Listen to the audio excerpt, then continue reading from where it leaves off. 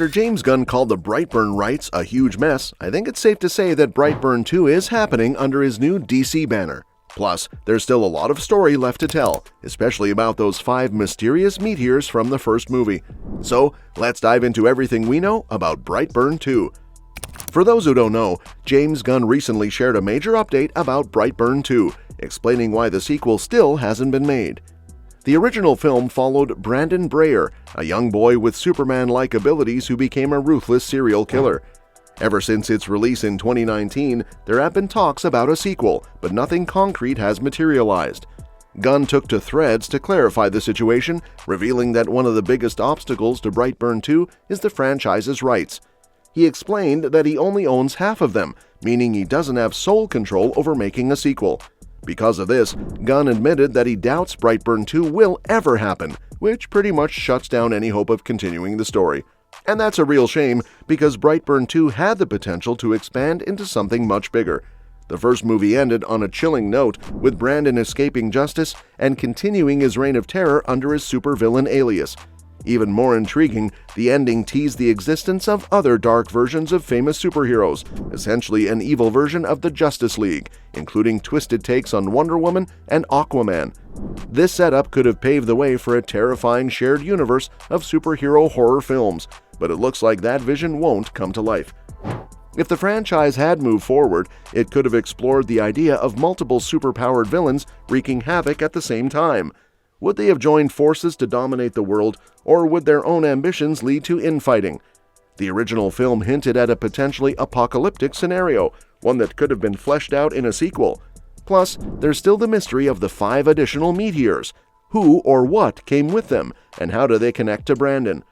Unfortunately, unless something changes with the rights situation, we may never get answers. That said, while Brightburn 2 may not be happening, there's still plenty to look forward to from James Gunn. As the head of DC Studios, he's busy crafting a brand new DC universe, starting with Superman, which he's both writing and directing. So even though we won't see Brightburn evolve into a full-blown franchise, Gunn's unique style and storytelling will still be on full display in his upcoming superhero projects. But here's what I think James Gunn might do: convince the other half of Brightburn's rights to make a deal. If he can pull it off, he might just bring Brandon Breyer into the new DC universe as an alternate version of an evil Superman. Gunn has always been a fan of dark, unconventional takes on superheroes, so merging Brightburn into the DCU wouldn't be that far-fetched. With DC exploring the multiverse, Brandon could easily fit in as a terrifying variant from a twisted reality.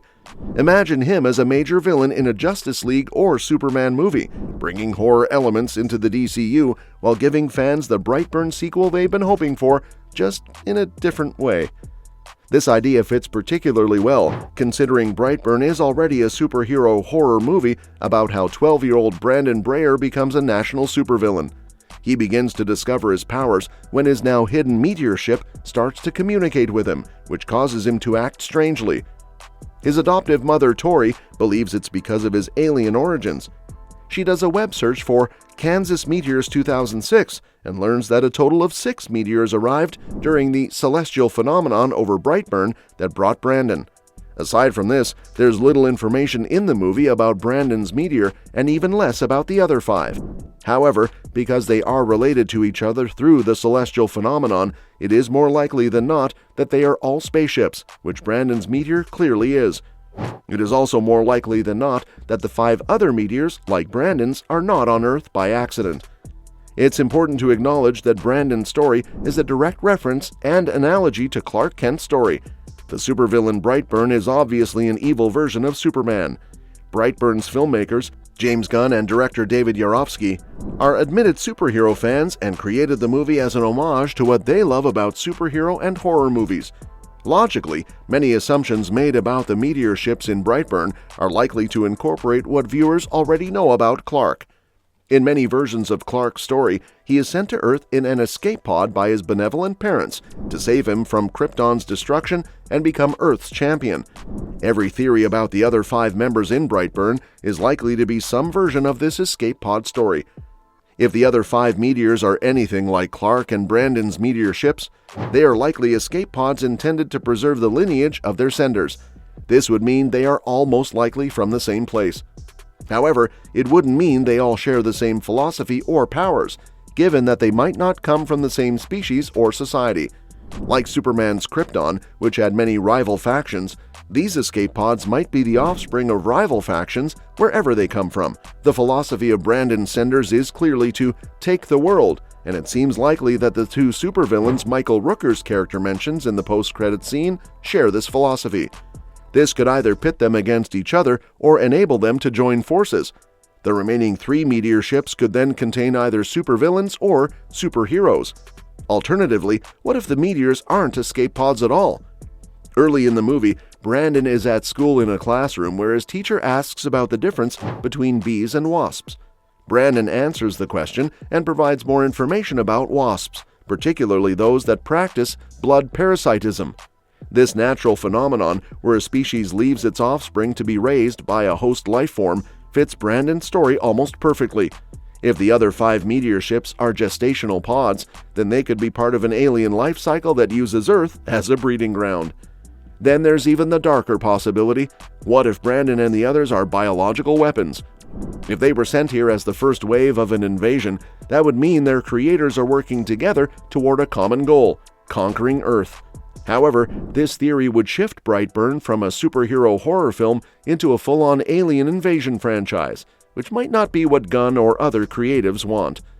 The most compelling theory, especially if Brightburn 2 happens, is that the other meteors contain a mix of different things, creating a story independent of the Superman analogy. Brandon's meteor clearly brought him to dominate Earth. Otherwise, why would it beckon him to take the world? The other 2 supervillains mentioned in the post-credit scene could be Brandon's allies, his enemies, or indifferent to him.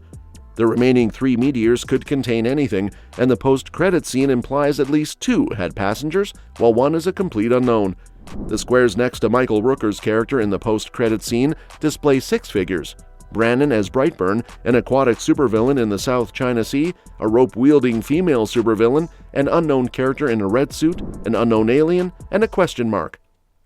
That question mark suggests one meteor might have brought something other than superpowered life forms to Earth.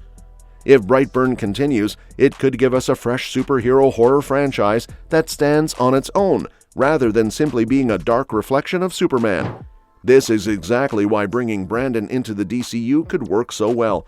If James Gunn manages to secure the rights, Brightburn could serve as a gateway to a whole new corner of the DC multiverse, one where horror meets superheroes in a truly terrifying way. Whether as an alternate Superman or something even more sinister, Brandon Breyer's story is far from over. And that wraps up today's video. If you want to stay updated on all the latest movie news, don't forget to hit that subscribe button and give us a thumbs up. By doing so, you'll stay in the loop with all our future updates. Thanks for tuning in, and we'll catch you in the next one.